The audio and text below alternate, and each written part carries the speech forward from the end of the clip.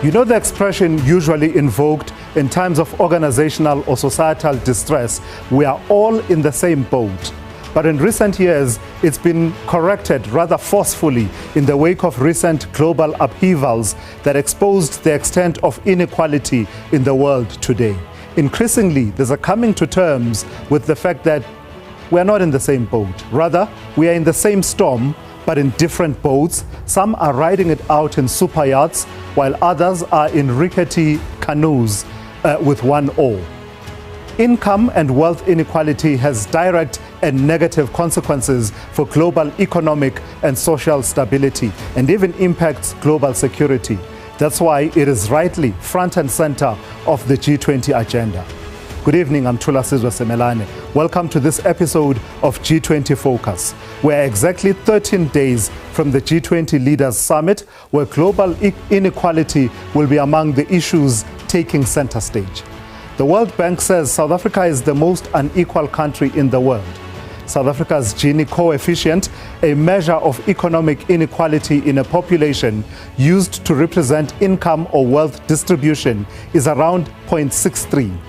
Because the Gini coefficient measures inequality from 0 to 1, with 0 representing perfect equality of wealth distribution, a society where everyone shares equally, and 1 representing perfect inequality, where only one person in a society would own everything. Countries want to stay as low as possible on the scale, and you can see why South Africa's 0.63 is a huge problem. Global inequality is the subject of the first ever G20 Inequality Report commissioned by President Cyril Ramaphosa to the G20 Extraordinary Committee of Independent Experts on Global Inequality, co-chaired by world-renowned economist and Nobel Laureate, Professor Joseph Stiglitz. The report warns of what it calls a perfect storm created by world events that have combined to increase global poverty and inequality. But are world leaders willing to end global inequality? That is the question we are asking. In receiving the report earlier this week, President Cyril Ramaphosa said addressing inequality is an inescapable generational challenge. Well, to discuss this, I'm joined in studio by David Ansara, the CEO of the Free Market Foundation, and Thokozile Madonko, who joins us virtually from the Southern Center for Inequality Studies. So as I said, in receiving the report earlier this week, President Cyril Ramaphosa saying addressing inequality is an inescapable generational challenge. Let's take a look at this clip now, this insert. People across the world know how extreme inequality undermines their dignity and chance for a better future. They also see the brutal unfairness of apartheid or vaccine apartheid, where millions in the global south were denied the vaccines to save them. We have the resources to narrow the gap between and within countries. Now, with this report, we have clear actions that we can take as governments, as well as societies, and as the global community to reduce inequality. It is now up to us, and as leaders of the G20 and the leaders of the world, to demonstrate the necessary will and commitment. So before we delve into the issues this evening, let's watch this exclusive interview with Professor Joseph Stiglitz, conducted by the SABC's special correspondent, Sophie Mkwena. Professor Stiglitz, thank you so much for your time. President Ramaphosa appointed you and other people as experts to look at what could be tabled before the G20 summit.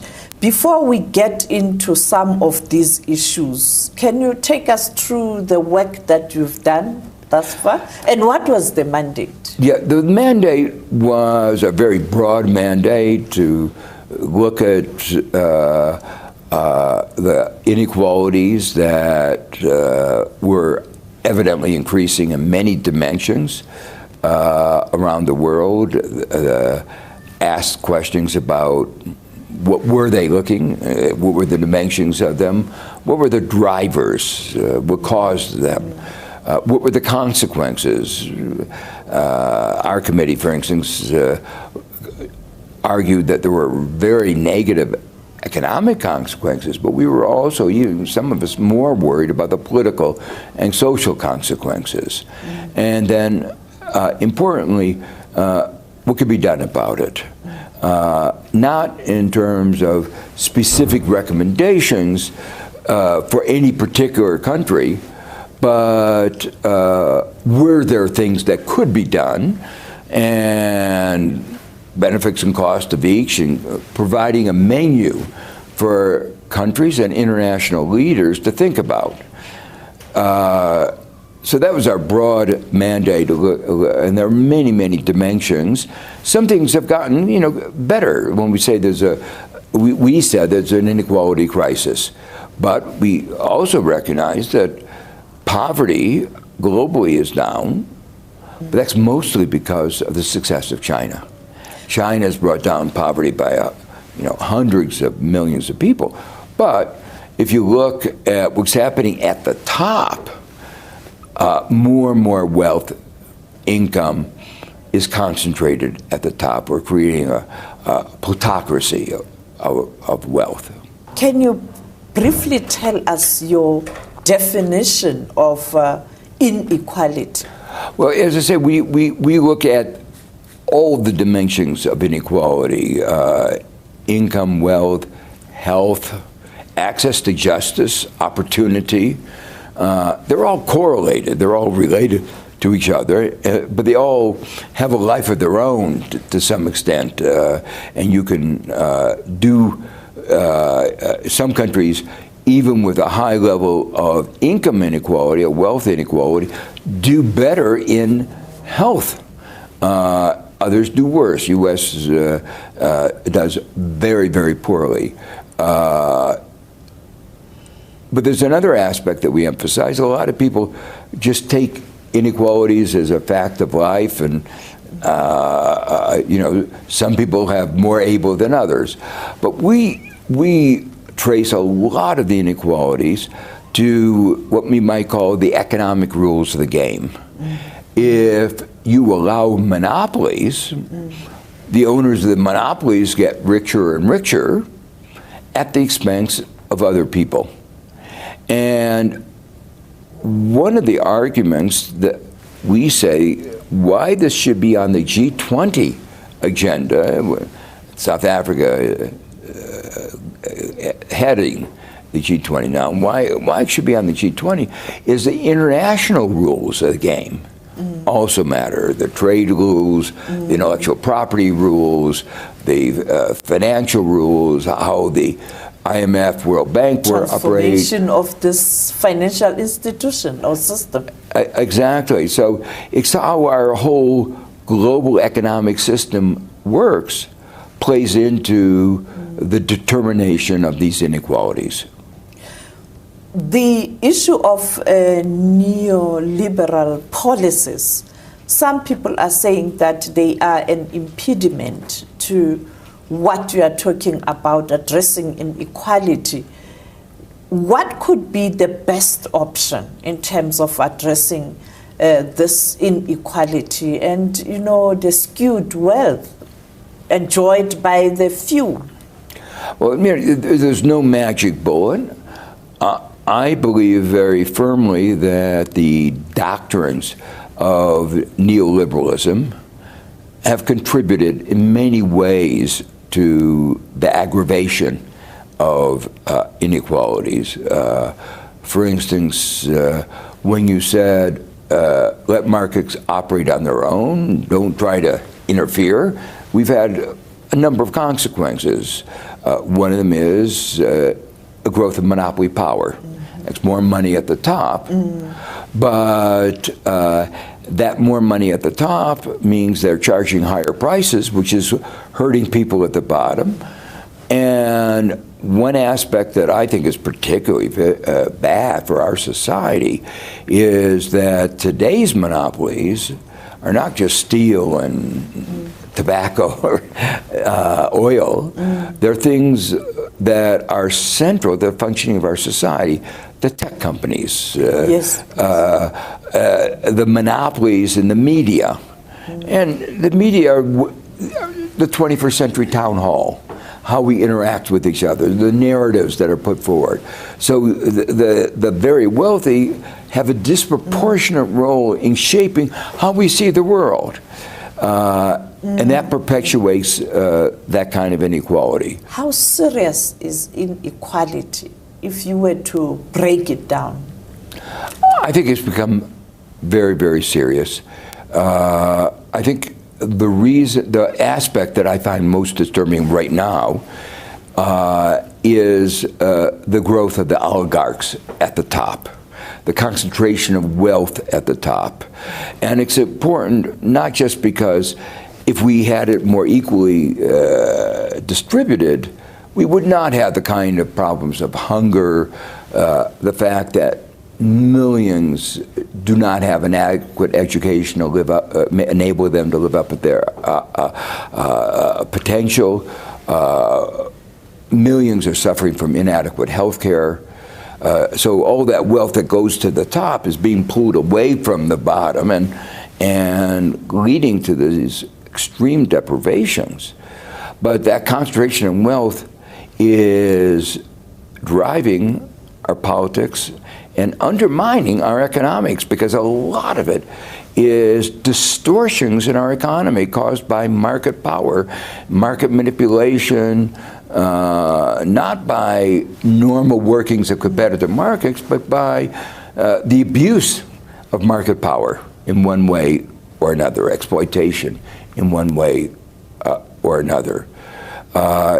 And what worries me is that it's getting more and more entrenched. There are estimates over the next 10 years that some $7 trillion will pass from one generation to the next. That's just an enormous amount of wealth, not as a result of each individual's own efforts, but because he chose the right parents. And he starts life with a big head start over everybody else, a violation of our principles of equal opportunity.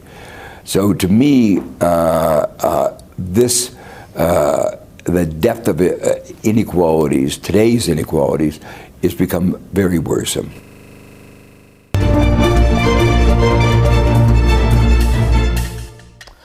Welcome back to G20 Focus. We continue our conversation with Professor Joseph Stiglitz in this exclusive interview.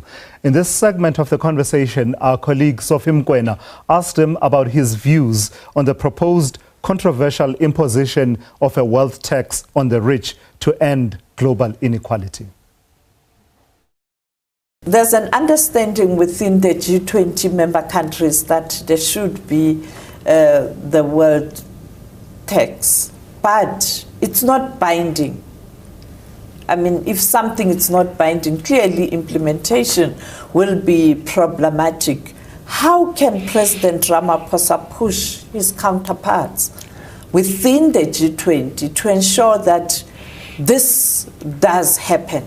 So first you have to understand, for a number of years, the G20 has lacked consensus.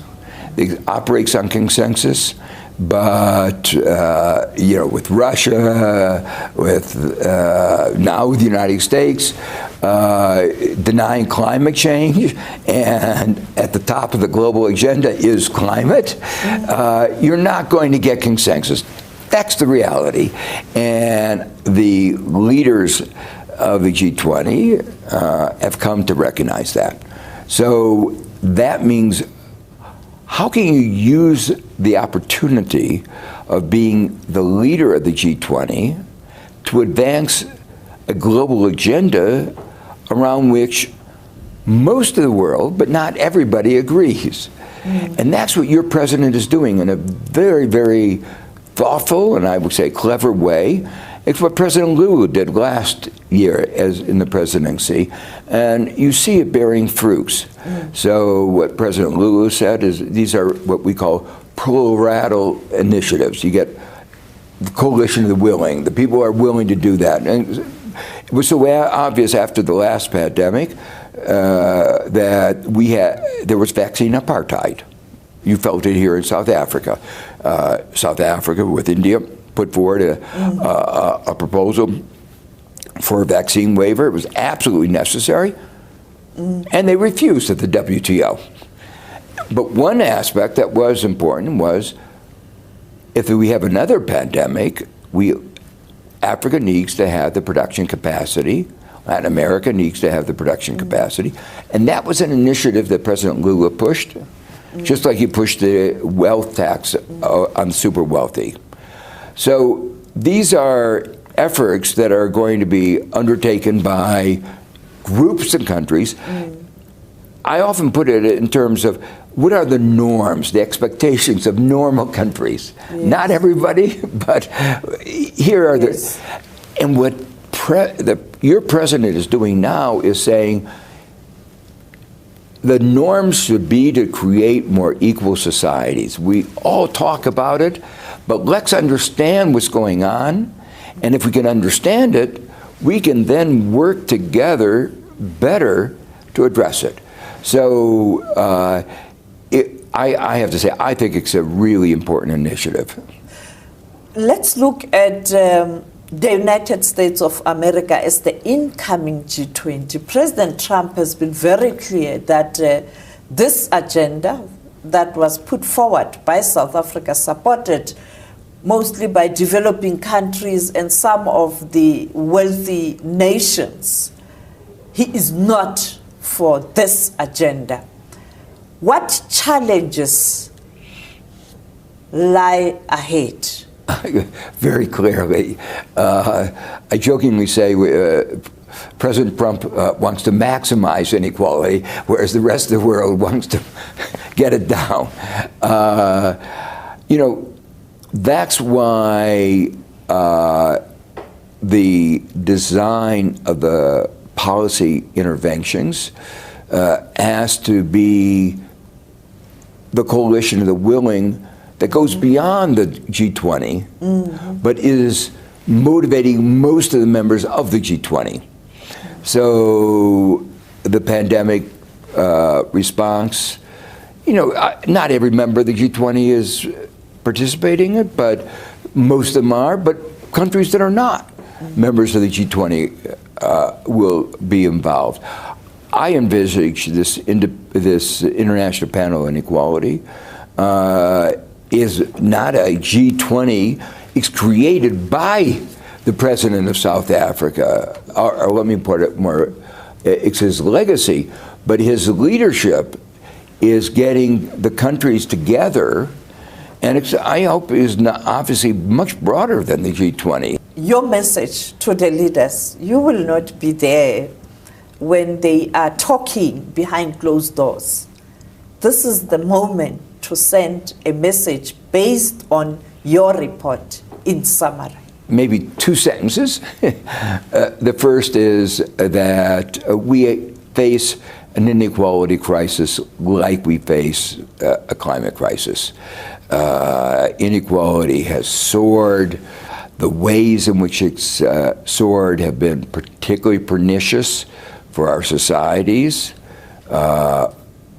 We're not going to eliminate inequality, but we can, it's a choice. We can reduce the extremes, the most pernicious effects, the most harmful effects in our society. You as leaders can do something about it. But that's this. And the second message is, if you're going to do something, do it on the basis of facts and our understandings of the sources, the dimensions, the interrelations, the consequences, what we know from what has worked and what has not in various contexts. Every place is different, but so we're not going to tell any particular country, but we can, this panel can say, this has worked, this has failed, this is the reason this has failed. But inequality is a choice, and you can do something, but do it on the basis of theory and evidence. And evidence is really important. And this international panel on inequality would be a lasting legacy, would be an institution that would enable the world to carefully, thoughtfully address this scourge that has always been with us, but help us begin to make an attack on this in ways that I think will actually promote economic growth, promote economic stability, and promote democracy. If leaders don't act, what are the consequences? Well, I think if leaders don't act, our societal divides are going to get larger and larger. There are very strong, what I call polarizing effects. And those polarizing economic effects then get reflected in our politics and our society. Those at the bottom know there's no way that they're going to get, they lack aspiration. Those at the top think they are entitled. Both of those are bad for the functioning of our society, and especially when people think that the inequalities are not deserved, they're a result of the system being rigged, of market power. There's resentment. It creates a fertile field for demagogues. And there's a large supply of demagogues everywhere in the world. So there's a lot of evidence of a link between inequality and democratic erosion. And so what worries me is that it is bad for our economy, but it's really bad for our democracies. Thank you so much, Prof, for your time. Thank you. So that was world-renowned economist and Nobel laureate Professor Joseph Stiglitz in conversation there with Sophie Mkwena. When we come back, we engage our experts on this burning question: are world leaders willing to end global inequality? Coming up in just a moment.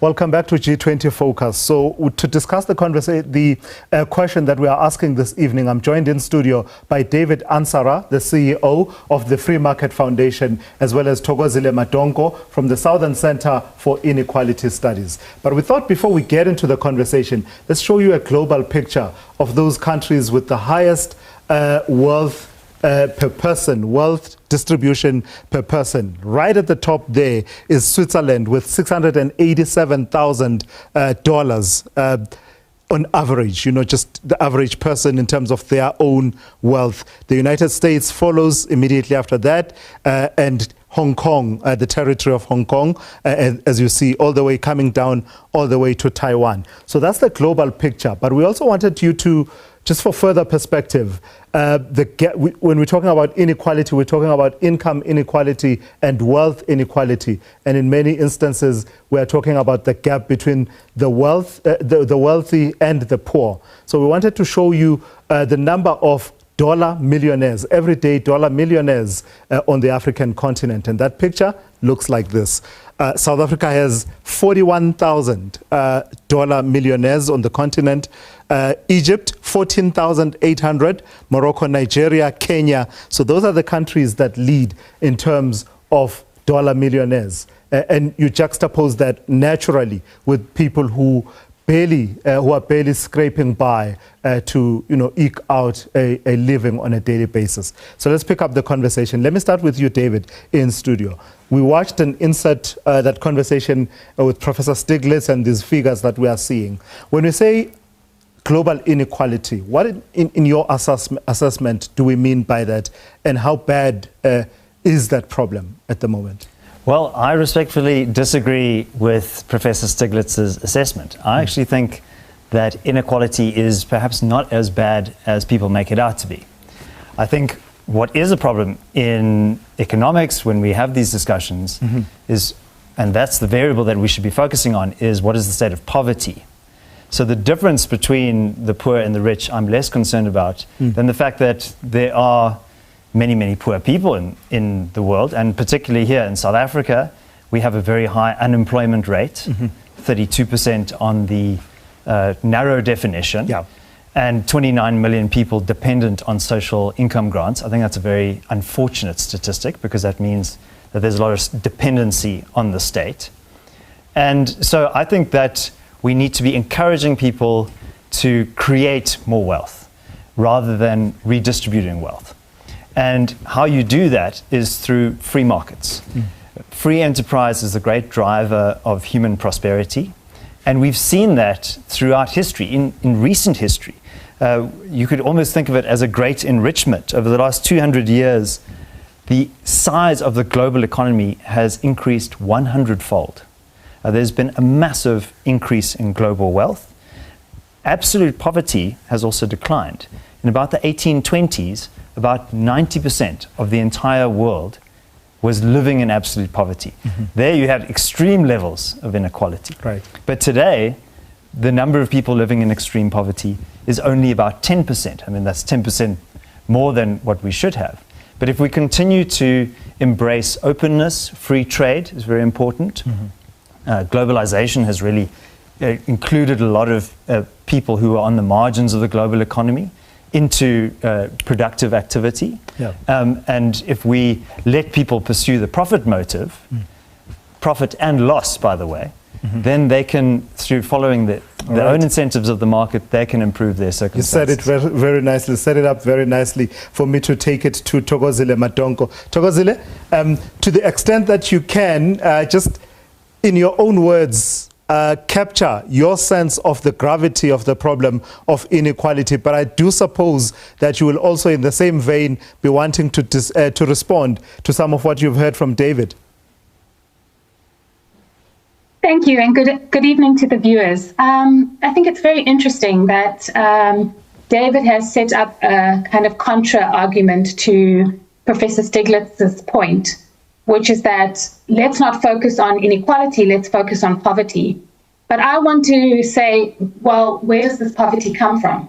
And how long have we been hearing about free markets, free trade, and, you know, that kind of people can bring themselves up by their bootstraps and somehow we're going to generate wealth from poor people. The reality is we have poor people because we have very, very wealthy people. We live on one planet that is suffering enormously at the moment.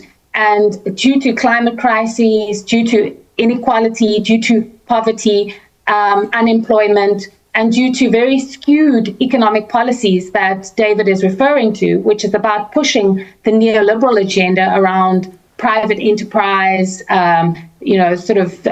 competition at all expenses, has not got us very far. In fact, even though he's mentioned that global poverty has come down to 10%, what he's not saying is that that is skewed by what China has been able to do, given the sheer numbers in China. But the reality is 1 in 4 people globally go hungry in this today. That means they have to skip meals, and that is, on our watch, is an absolute tragedy. Should not be happening. And so, while it might seem quite seductive to say don't focus on the wealthy, I want to say it is absolutely time that we focus on the wealthy. And that's why this report is so important, because it talks about how it is that people live, how it is a policy choice to have dollar billionaires and a policy choice to have people going hungry on a regular basis. And so because it is a policy choice, we can do something different. And that something different is what this report speaks to, and what Professor Stiglitz spoke to, is that we need to have better economics that serves the planet and serves people, and better ways of delivering public services that are of a good quality, that enable people to live decent lives, and quality universal social protection to make sure that everybody is cared for in a crisis. David, I don't know if you want to come back to that point once again. I mean, part of the point that Professor Stiglitz was making is the doctrines of neoliberalism contribute to aggravation of inequalities. This free market idea that you're talking about, near laissez-faire free market, is that what you are championing and advocating for? Yes, I'm a strong proponent of free market capitalism. Like I said, it's really been the great driver of prosperity. And on the particular issue that Thando raised about about the people going hungry. I mean, in 1960, the average person in the world had about 2,200 calories per day. Today, it's 2,900 calories today. And in sub-Saharan Africa, it's gone from 1,800 calories per day to 2,300. So all of these metrics are going up. And so I think we need to actually have a bit more of a grounded empirical conversation, I mean, about what is actually happening. So I think Professor Stiglitz was right to say that there is a high degree of political and social disruption that we're experiencing. And I think if you look at many countries, there's been waves of populism that's been rising. And I actually attribute that not to the prevalence of free markets, but actually increased state intervention and the politicization of economies. The kind of interventions that Toko is Can I ask that we pause it there, and I'll pick up on that point, I promise you, on state intervention, and you're saying politicization of economics. I'll come back on that point. You're watching G20 Focus here on SABC News, but we're also live on SABC2 and SABC Plus. We'll continue with our conversation in a moment.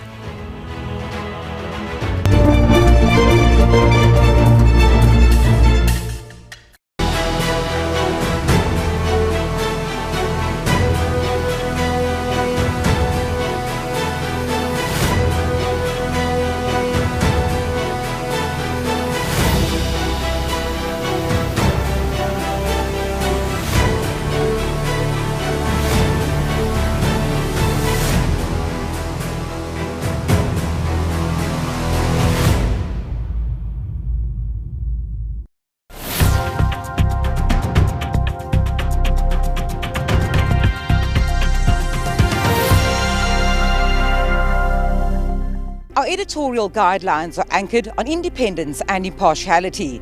That is why credibility and trust is core to our DNA. From Saldanha Bay on the Cape West Coast, we've been bringing you wall-to-wall coverage. I'm Vanessa Puna, SABC News, independent and impartial.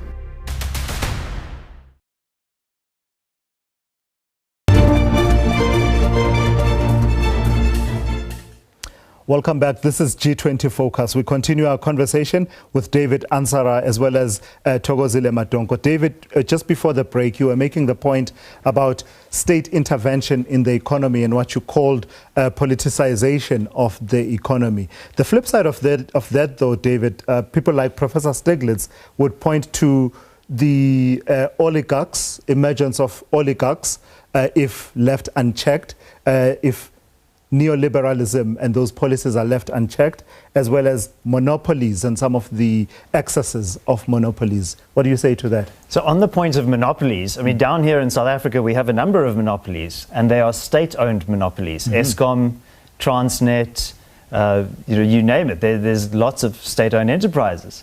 You can't generate electricity or reticulate water without the permission of the government. So I think when we talk about inequality, you can think of three things. There's inequality of outcomes, which is how much wealth do people have.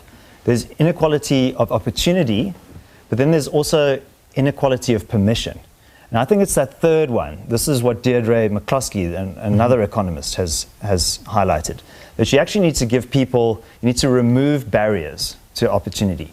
So, I'm not 6 foot tall. This is the lottery of my genetics.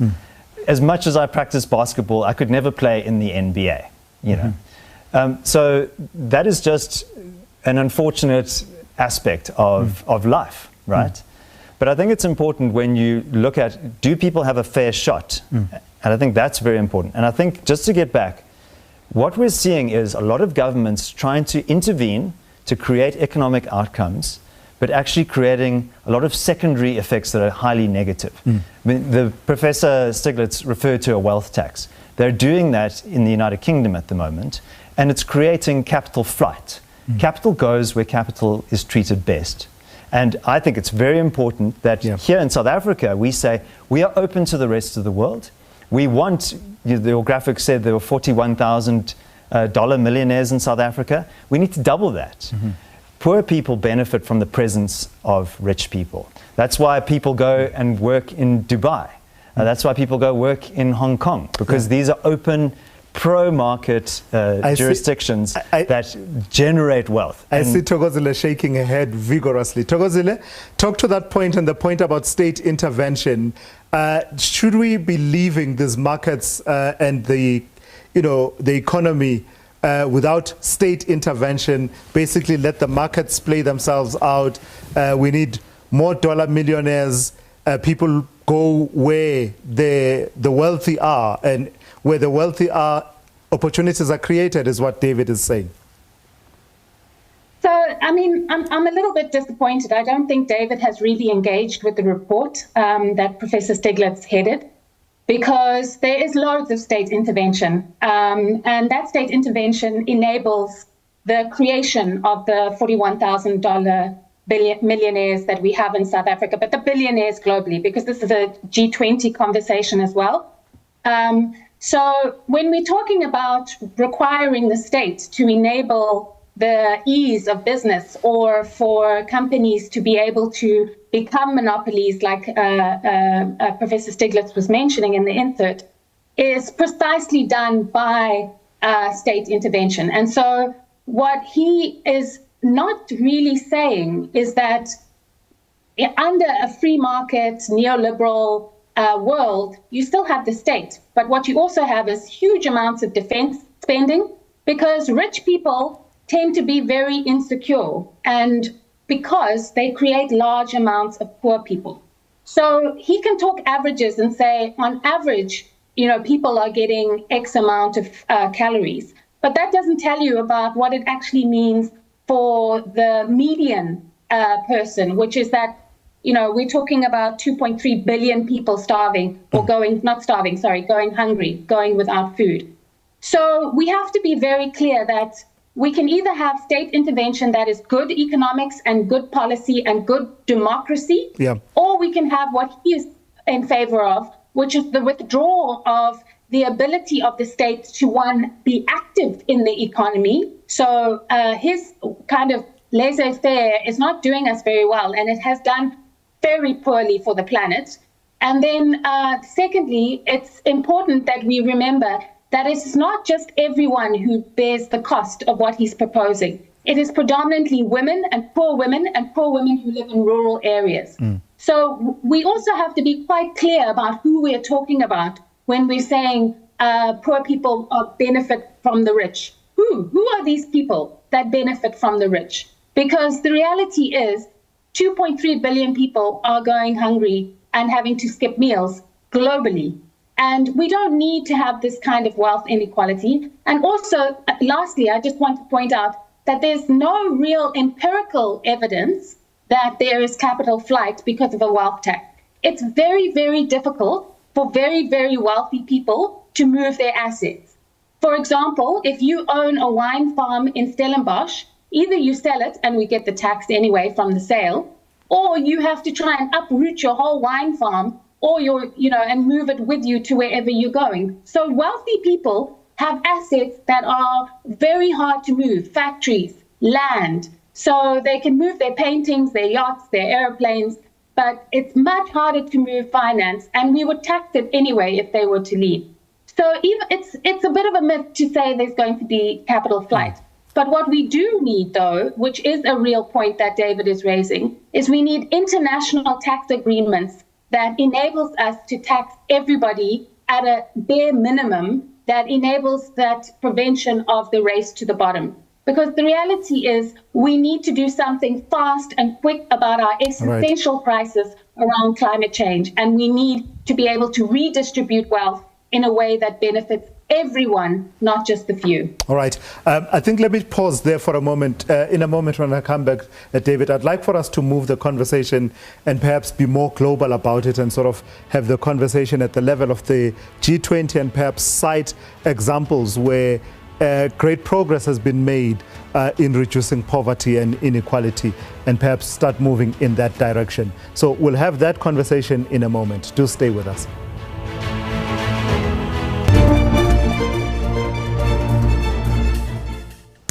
Welcome back. This is G20 Focus. Let me start with you, Thokozile.